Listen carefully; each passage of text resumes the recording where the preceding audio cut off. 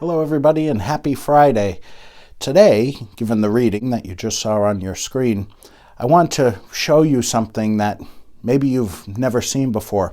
We're here in the lower church sacristy, so right behind this door is our lower chapel where we have people in there right now praying.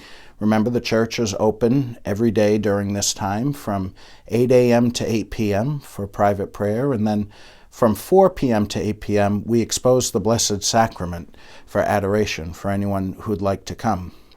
But here in the lower sacristy, there's this other door, which probably you never had cause to go into. Let's go in and take a look and see what's in here.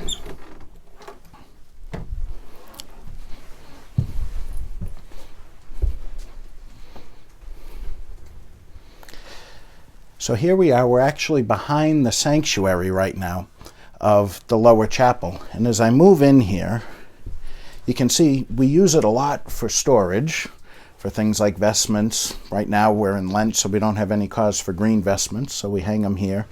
Different liturgical things and cleaning items and things. It's kind of a catch-all space. This is kind of interesting on this side. Can you guess what this is? If you've been in the lower chapel before, you know that the tabernacle is built into the back wall. And so this is where it comes out. So behind this box is the inside of the tabernacle in the lower chapel. But there's another space that I want to show you. So follow me.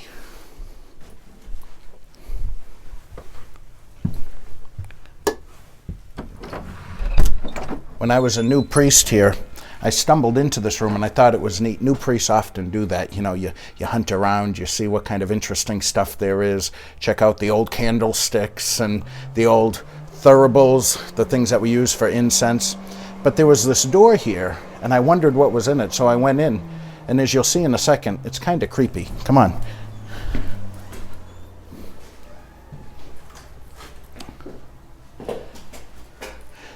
So this first room that you go into isn't that bad. This is the boiler room. This is where the equipment to keep the church heated is kept. But yet, there's even another door that you can go through, right through here. Follow me.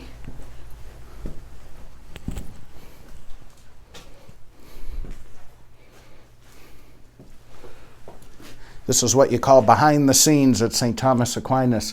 And isn't this interesting? So we're behind the main body of the church right now. Underneath that plastic tarp up there is a big pile of dirt. Maybe one of you can tell me why there'd be dirt in there. I don't know why it is. But what's interesting down here is that, as you can see along the wall, and then coming down beneath over here, is the church's foundation. We have an old church, but thank God it's got good bones. It's got a good foundation. And that got me thinking about today's reading that you saw on your screen as we started this video. Foundations are important.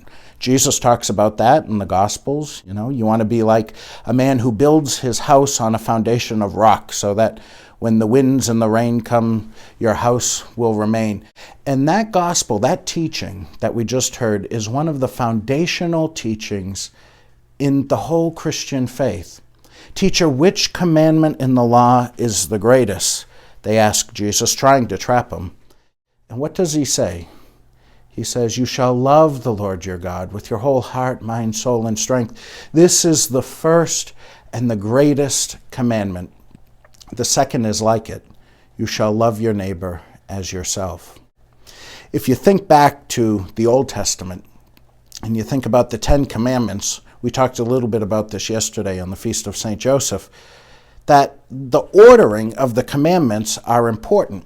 I remember one time when I was a director of religious ed, I was talking to a big group of teachers, and I was talking about this old Latin phrase, nemo dat quam non habet. You can't give what you don't have. And what I was saying was, if we're going to be effective communicators of the faith to our students, we've got to first know the faith. We've got to really study it and to get to know it well. So I said, for instance, let's take something basic like the Ten Commandments. And I said to the teacher, so if I lock all the doors and I say your ticket out is to give me written out the 10 Commandments, how many of you would be able to get out? And they kind of looked at me with this look of horror. And I remember one of them said, "Do we have to get them in order?" Yes, the order is important. The order of the Ten Commandments is important. The first three, as you know, I'm the Lord your God, you shall not have false gods besides me, and not to blaspheme, keep holy the name of the Lord your God, and then keep holy the Sabbath. Those first three commandments have to do with our relationship with God. And then the last seven, honor your father and mother, thou shalt not kill, thou shalt not commit adultery, thou shalt not steal, thou shalt not bear false witness, thou shalt not covet thy neighbor's wife or thy neighbor's goods, have to do with our relationship with each other. So what we see is already in the Old Testament, God was laying this foundation, if you will, this groundwork for us, that important to the way he created us, important to how we were created to live, is to first love him and then to love each other. Teacher, which commandment in the law is the greatest? You shall love the Lord your God with all your heart, mind, soul, and strength. The second greatest commandment is like it. You shall love your neighbor as yourself. All of this is summed up nicely in the Catechism. In the Catechism, when it comes to defining the virtues, which are gifts that God gives us, and the theological virtues that we get through baptism, those are faith, hope, and charity. When it comes to the virtue of charity, it's interesting. Charity is another word to describe love, and it actually uses the word love to answer what is charity. It says this: charity is the theological virtue by which we love God above all things for his own sake, and we love our neighbor as ourselves out of love for God. Charity is a gift that God gives us to help us to do what? To love him, to love God above all things. Why? For his own sake. Just because of who he is, we love God above all things for his own sake. And then we love our neighbor as ourselves. Why? Out of love for God. What that means is that if we're ever going to do the best job possible that we can of loving each other, it's going to be for one reason. It's that we're loving each other as ourselves, which, please note, isn't easy. We're doing it out of love for God, who commands us to do it. In other words, if our relationship with God is off, if there's something wrong with our relationship with God, that's going to have a trickle-down effect, if you will. It's going to affect how good a job we do of loving each other. In today's gospel, Jesus reminds us of this, that the greatest commandment in the law is to love God above all things, not because he needs it, not because God somehow benefits by us loving him, but because he knows we need it. We were created for love. And the only way we're going to do a good job of loving each other is if we're doing it out of our love for he who is love itself, he who is the source of all love.